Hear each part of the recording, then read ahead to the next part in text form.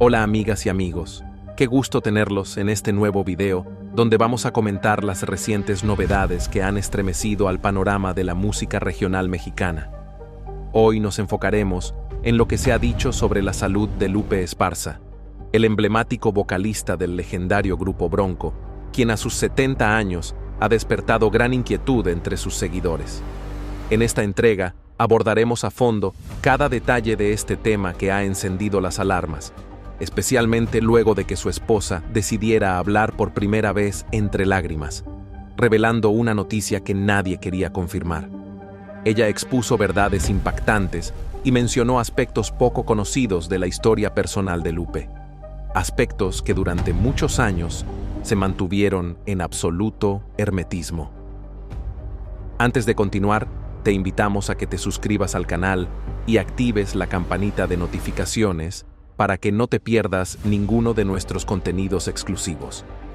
Quédate hasta el final porque lo que vas a escuchar te tocará el corazón y quizás te haga ver con otros ojos al hombre detrás del ídolo.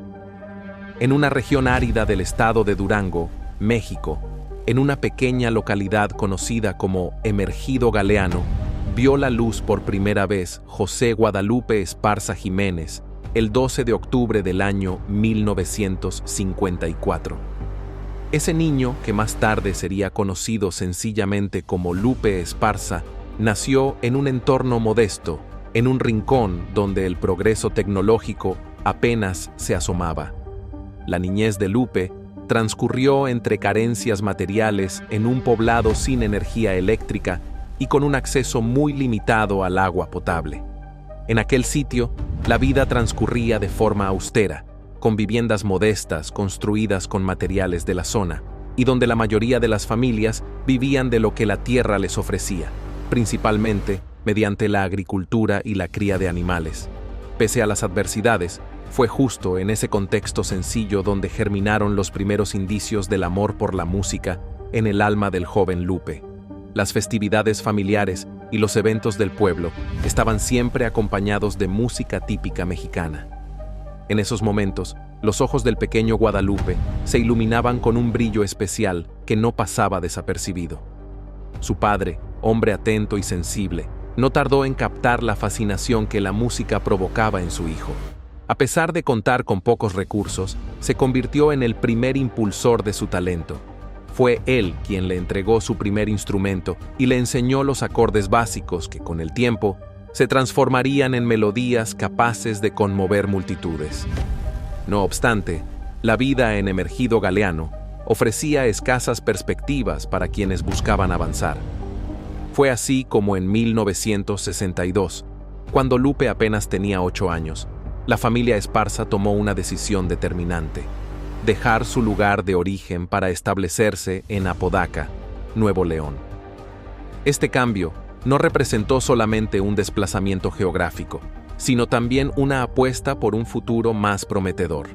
Apodaca, ubicada en las cercanías de Monterrey, ofrecía mayores posibilidades laborales y educativas.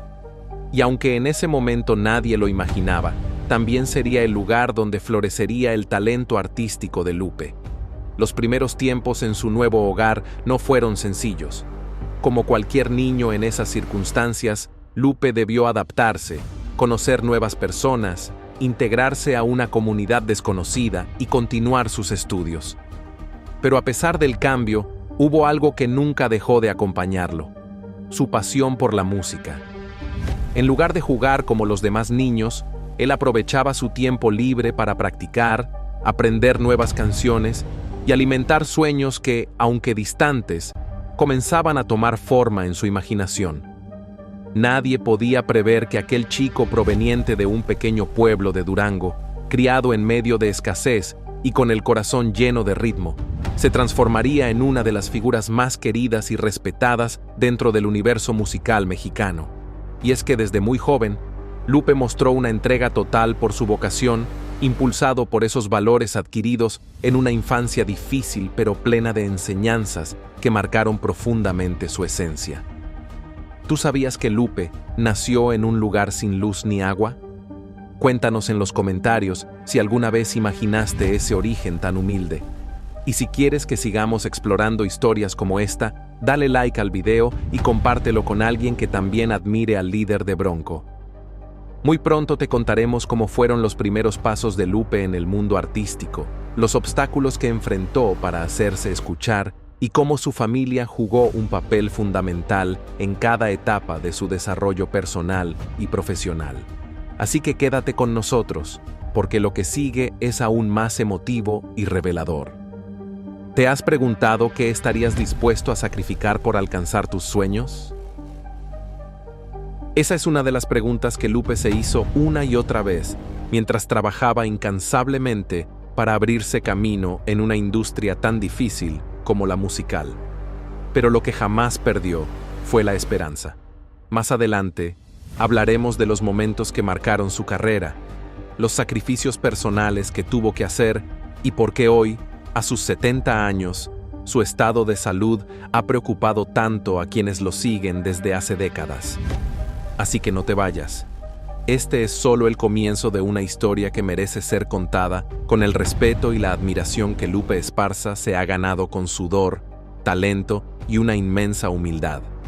Fue dentro de la Escuela Secundaria Federal de Apodaca donde Lupe Esparza tuvo su primer acercamiento serio con el universo musical. A los 13 años, el muchacho que cargaba con el eco melódico de su infancia en Durango, halló en aquel entorno modesto un espacio que, aunque limitado, le brindó la oportunidad de explorar esa afición que hasta ese momento carecía de rumbo definido. Las clases de música distaban mucho de ser avanzadas. Un maestro con escasos recursos, una guitarra visiblemente envejecida y pupitres desalineados conformaban el escenario donde Lupe se toparía con su primer gran dilema. A pesar del profundo cariño que sentía por la música, sus calificaciones en esta materia estaban entre las más bajas. Pero no se trataba de falta de habilidad, sino de una desconexión entre el enfoque teórico impartido en la escuela y la tradición musical norteña que él llevaba en el alma. Yo no me hallaba entre esas notas escritas, declaró años más tarde en una entrevista. Para mí, la música era emoción pura, no símbolos en un pentagrama. Durante esa etapa, Lupe comenzó a tejer lazos importantes con otros estudiantes que compartían su amor por las melodías tradicionales. Uno de ellos fue Miguel Villarreal, compañero de clases y ejecutante del acordeón, quien se convirtió en su aliado musical. En los recreos, ambos solían reunirse con otros muchachos detrás de la escuela para tocar piezas que realmente los inspiraban. En medio de esas reuniones informales, Lupe comenzó a destacarse como músico, aunque había un aspecto que lo frenaba: el pánico escénico. Cantar frente a los demás era para él una experiencia intimidante. Los primeros intentos estuvieron marcados por una voz entrecortada y una respiración agitada por los nervios. No obstante, sus amigos le insistían en que poseía un timbre de voz singular, algo que lo hacía resaltar entre los jóvenes aficionados. Un día, su profesor, notando el potencial oculto, le dio un consejo que cambiaría su enfoque. Cierra los ojos e imagina que estás interpretando solo para ti. Esa sencilla sugerencia se convertiría en una guía emocional que llevaría consigo durante toda su carrera. Fue también en aquellos años cuando un nombre comenzó a cobrar relevancia en su universo personal: Antonio Aguilar. El célebre cantante y actor encarnaba todos los valores que Lupe admiraba: auténtico, con profundas raíces mexicanas y una voz que relataba las vivencias del pueblo. Lupe recortaba artículos de periódico con noticias sobre su ídolo y ahorraba lo poco que podía para comprar sus discos. Cuando escucho a Antonio Aguilar, siento que relata la vida de mi gente, solía comentar emocionado con sus amigos mientras compartían los discos en un tocadiscos prestado. La admiración se volvió aprendizaje. Lupe empezó a emular algunos elementos del estilo de Aguilar en sus propias interpretaciones, especialmente en las reuniones musicales con sus compañeros. Era su forma de rendir tributo y al mismo tiempo absorber enseñanzas que más adelante le permitirían moldear su propia identidad sonora. Así, entre calificaciones bajas en la materia que más amaba, amistades determinantes, un temor persistente a cantar ante los demás y la influencia poderosa de un ídolo musical, Lupe fue delineando los primeros trazos de lo que con el tiempo se convertiría en una carrera notable. Aunque en ese instante aún era imposible predecirlo, el camino que lo llevaría a convertirse en una de las voces más queridas del género regional mexicano comenzaba a tomar forma. Con el paso de la adolescencia a la adultez, Lupe enfrentó un conflicto que muchos artistas emergentes conocen bien: la necesidad de equilibrar la pasión por la música con las exigencias de la vida cotidiana. A los 18 años consiguió su primer empleo formal como trabajador en una maquiladora de Monterrey. La rutina era agotadora, con jornadas laborales que fácilmente superaban las 10 horas, en condiciones muchas veces precarias. Sin embargo, lejos de resignarse, Lupe transformó ese contexto desafiante en motivación. Cada peso que lograba ahorrar de su modesto ingreso era destinado a su verdadero objetivo: la música. Mientras sus compañeros destinaban el salario a placeres inmediatos, él invertía en instrumentos, partituras populares y cualquier elemento. Ese compromiso silencioso, constante y lleno de sacrificios fue lo que lentamente empezó a construir los cimientos de un legado que, sin saberlo aún, resonaría por generaciones. Mientras muchos de sus compañeros destinaban su salario a entretenimientos efímeros, Lupe prefería canalizar sus ingresos hacia la adquisición de cuerdas, accesorios y, eventualmente, instrumentos de mayor calidad. No obstante, su historial laboral empezó a mostrar un patrón que generaba inquietud en su entorno familiar. En menos de 24 meses había sido cesado en 4 plantas distintas. El motivo se repetía: cada vez que surgía la oportunidad de presentarse en algún evento musical, él no dudaba.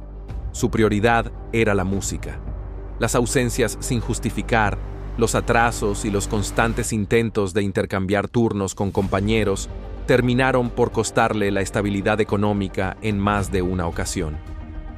Mi papá decía que estaba arruinando mi porvenir, rememoró Lupe años más tarde. Para él, la música no pasaba de ser un hobby, pero para mí era una vocación, mi ocupación real, aunque no me generara ingresos. Fue en 1973, luego de otro despido, cuando tomó una determinación crucial: reunir a sus amigos músicos y dar vida a una agrupación con mayor estructura. Así nació el grupo Cheyenne, un nombre inspirado en la tribu de los Cheyennes, cuya valentía y tenacidad él admiraba profundamente. La alineación inicial incluía a Lupe en la voz y guitarra, 2 compañeros en los acordeones y un cuarto integrante que alternaba entre el bajo y la batería. En sus primeras etapas, Cheyenne se presentó en celebraciones familiares, bodas humildes y cantinas de barrio, donde rara vez obtenían una retribución monetaria. En la mayoría de las ocasiones, su pago se limitaba a la comida que les ofrecían los anfitriones y algunas bebidas para pasar la noche. No lo hacían por dinero, sino por la pasión de interpretar música y sentir la conexión con quienes los escuchaban. Los ensayos se realizaban en sitios improvisados: el patio de la casa de los padres de Lupe, un almacén en desuso detrás de una tienda cuyo dueño simpatizaba con ellos, o incluso un pequeño depósito de materiales que quedaba desocupado los fines de semana. El volumen debía mantenerse bajo para no incomodar a los vecinos, lo que los obligaba a tocar con sonido moderado o a modificar los arreglos musicales. La adquisición de mejores instrumentos era otro reto significativo. Llegaron a turnarse 2 acordeones entre los miembros, dependiendo de quién los necesitara en cada presentación. El amplificador que utilizaban todos fue comprado en conjunto, con aportaciones mensuales de cada uno. Estas limitaciones, lejos de debilitarlos, reforzaron su unión y afinaron su capacidad para adaptarse, una cualidad que sería esencial más adelante. El año 1979 se convirtió en un parteaguas en el recorrido de Lupe Esparza y sus compañeros. Después de 6 años con Cheyenne, soportando altas y bajas, decidieron cuestionarse a fondo sobre su identidad musical. Fue tras una noche de charla profunda, luego de una actuación particularmente frustrante en un restaurante modesto de Monterrey, que surgió la propuesta de reinventarse por completo. Necesitamos un nombre que encarne potencia y tenacidad, algo auténticamente mexicano, sugirió Lupe durante aquella conversación. Después de varias horas debatiendo y descartando opciones, dieron con el nombre que marcaría sus trayectorias para siempre: Bronco. Como el caballo salvaje de las planicies del norte, aspiraban a proyectar libertad creativa y una fuerza escénica capaz de cautivar desde el primer momento. El cambio no fue únicamente en el nombre. Con la nueva identidad vino una evolución progresiva, tanto en su repertorio como en su presencia escénica. Lupe, que durante años había preferido refugiarse tras los instrumentos, evitando el protagonismo vocal por temor a exponerse, comenzó a enfrentarse a sus inseguridades. Fue un camino lento y lleno de dudas. En los primeros shows bajo el nombre de Bronco, yo cantaba con los ojos cerrados, admitió tiempo después. Era la única manera de ignorar que había personas observándome. Pero, con el tiempo, poco a poco, Lupe fue consolidando su seguridad. Aquella voz que al principio apenas se oía, cobró fuerza y emoción con el tiempo. Cada ovación al final de sus interpretaciones era como una señal de que iba por la senda acertada. Lo que antes le causaba pánico, terminó convirtiéndose en una inquietud controlable y finalmente en un disfrute sincero al estar sobre el escenario. Simultáneamente, Bronco comenzó a forjar un estilo único, alejándose del molde que seguían la mayoría de las agrupaciones norteñas del momento. Eligieron integrar influencias variadas, combinando desde la clásica música ranchera hasta pinceladas modernas de rock y balada sentimental. Esta mezcla, que inicialmente generó escepticismo entre productores locales, acabaría siendo su mayor sello distintivo. Pero alcanzar el reconocimiento fue una travesía larga y llena de obstáculos. Entre 1979 y 1994, el grupo atravesó lo que Lupe denominaría más adelante como los 15 años de aprendizaje. Recorrieron pueblos pequeños por todo México, viajando en autos en malas condiciones, cargando su propio equipo y durmiendo en hospedajes económicos. Esa fue la rutina diaria de Bronco durante más de una década. En ese lapso, otras bandas surgieron, brillaron brevemente y se desvanecieron, mientras ellos persistían, conquistando audiencia tras audiencia con presentaciones constantes en cada rincón del país. Aunque la fama masiva aún no los había tocado, estaban construyendo algo incluso más valioso: una base sólida de seguidores, una madurez artística y una certeza inamovible sobre el valor de lo que hacían. Muchos abandonaron la carrera buscando resultados inmediatos, recordó Lupe tiempo después. Pero nosotros comprendimos que la música era una entrega de por vida, no un golpe de suerte. Esta mentalidad perseverante, encarnada en la figura de Lupe, fue lo que permitió que Bronco siguiera unido, evolucionando incluso en la sombra, preparándose para lo que vendría. El punto de quiebre llegó en 1994, un año que marcó un antes y un después en la trayectoria del grupo. Tras 3 lustros de trabajo constante en circuitos reducidos, todo cambió con el lanzamiento de una canción que capturó el corazón del pueblo mexicano: Sergio, el bailador. La inspiración para este tema surgió de una observación precisa de Lupe Esparza durante una de sus tantas presentaciones. En un sencillo salón de baile en Guadalajara, Lupe notó a un sujeto que danzaba con un entusiasmo fuera de lo común, moviéndose con una gracia que acaparaba todas las miradas. Noche tras noche, aquel hombre regresaba con la misma energía. Llegaba solo, se adueñaba de la pista y conquistaba parejas sin esfuerzo. Intrigado, Lupe se le acercó en un descanso y le preguntó su nombre. «Sergio», contestó el bailarín, esbozando una sonrisa. Aquel encuentro espontáneo sembró la semilla de una composición que marcaría un hito. Esa misma noche, al volver al hotel, Lupe escribió la historia del personaje que se robaba el show con sus pasos. Lo que no imaginaba era que esta historia sencilla, inspirada en alguien real, se transformaría en el estandarte de toda una generación. Una vez que el tema llegó a la radio, la reacción fue explosiva. En cuestión de semanas, Sergio el Bailador se escuchaba en todas las estaciones del país. Su ritmo pegajoso, la letra fácil de recordar pero cautivadora, y la interpretación enérgica de Lupe resultaron ser una fórmula infalible. La audiencia no solo pedía la canción constantemente, también la cantaban en fiestas, la tocaban en bares y hasta imitaban los pasos descritos en la letra. La transformación fue casi irreal. En enero de 1994, Bronco aún ofrecía shows para unas 300 o 400 personas en locales pequeños. Para diciembre de ese mismo año, se presentaban ante multitudes de miles en los escenarios más imponentes del país. Fue como si de pronto nos hubieran catapultado a otro universo, relató Lupe en una entrevista. Las llamadas no cesaban. Invitaciones a programas televisivos, propuestas de contratos, ofertas para festivales nacionales. Bronco, por fin, se había convertido en un fenómeno. Entrevistas, apariciones televisivas y solicitudes constantes de medios se volvieron parte del día a día. Nosotros seguíamos siendo los mismos de siempre, pero el entorno que nos rodeaba se había transformado por completo. La creciente demanda de conciertos y la complejidad de esta nueva etapa requerían una estructura administrativa profesional que el grupo, habituado a manejar todo de manera independiente, aún no tenía. Fue entonces cuando Lupe tomó una determinación fundamental: incorporar un equipo especializado en representación artística.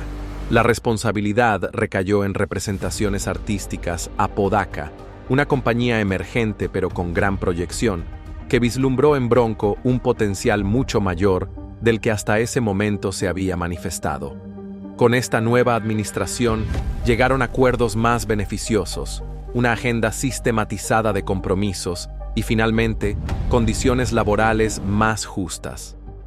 El conjunto, que durante años se trasladó en una camioneta deteriorada cargando sus propios equipos, ahora viajaba en transportes cómodos, con personal técnico y todos los medios necesarios para ofrecer actuaciones de alta calidad. El reconocimiento a nivel nacional se materializó en forma de galardones, portadas de publicaciones importantes y, quizás lo más valioso para Lupe, el respeto de músicos colegas que antes los consideraban un grupo norteño más. El llamado éxito instantáneo, que muchos describieron, en realidad fue la consecuencia de una década y media de esfuerzo continuo y dedicación inquebrantable. La fama tan anhelada por fin alcanzó a Lupe Esparza y a Bronco, pero con ella surgieron dificultades que jamás imaginaron enfrentar. Lo que en un principio parecía la realización plena de un sueño, poco a poco empezó a mostrar una faceta menos luminosa. La industria musical mexicana de los años 90, ávida de ganancias, no tardó en exponer su rostro menos idealizado.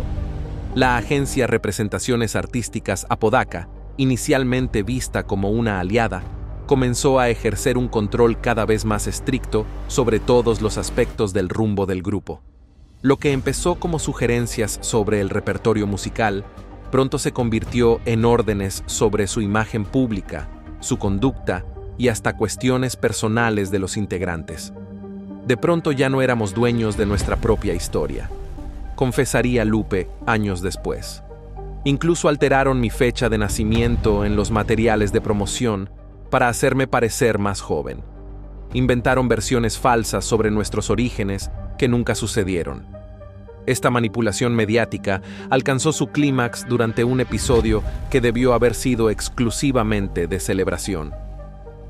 En 1995, durante la entrega de los premios Lo Nuestro, uno de los reconocimientos más importantes de la música latina, Bronco acudió usando vestimenta elegida meticulosamente por el departamento de mercadotecnia de su sello discográfico. Sin embargo, al llegar al evento, fueron recibidos con comentarios despectivos por parte de un presentador que en plena transmisión en vivo ridiculizó el estilo campesino del grupo, provocando risas entre los asistentes, en su mayoría artistas de imagen más sofisticada. Lupe, en particular, sintió el golpe como una traición por partida doble, de la industria, que se beneficiaba económicamente de su trabajo, pero los denigraba públicamente, y de los empresarios, que les habían exigido mantener una imagen genuina que ahora era motivo de escarnio. El episodio dejó una herida emocional profunda en Lupe, quien durante meses llegó a cuestionarse si realmente pertenecía a ese nuevo universo al que habían sido empujados. A nivel interno, el grupo también comenzó a atravesar tensiones inéditas.